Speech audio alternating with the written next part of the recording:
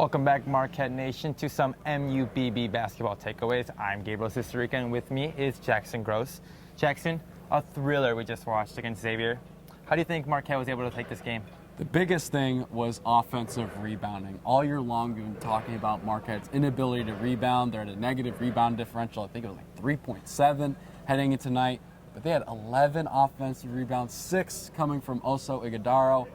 That was, I don't think I've seen Marquette rebound better all season than they did tonight. That was the biggest piece for Marquette tonight. And then moving forward, Marquette now sits up top before the Big East. Mm-hmm. What would you say this means going forward?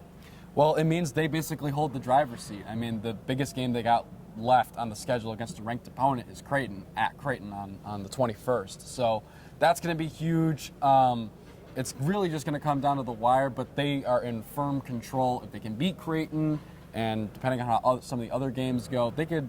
I did some math, and eventually, if they beat Creighton and win like 2 other games, they're in a good spot. There could be some other things that happen, but if they do that, they're in a good spot to finish on top of the Big East at the end of the season. And of course, all of us, we have our fingers crossed. Now, my final question for you today, Jackson, is who was your player of the game? It's easily got to be Stevie Mitchell. Had 17 points, almost had a career high. He had a career high 6 steals tonight, and he drew the hardest assignment that Xavier threw at him with Sule Boom.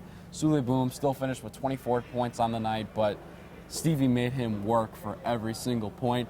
And I do have to give a caveat to this, because the play of the night belongs to Olivier Maxence Prosper. Xavier obviously went up 68-67 with 9 seconds left. Cam Jones misses the shot, and Omax flies in for a tip slam to win the game with 1.6 seconds left.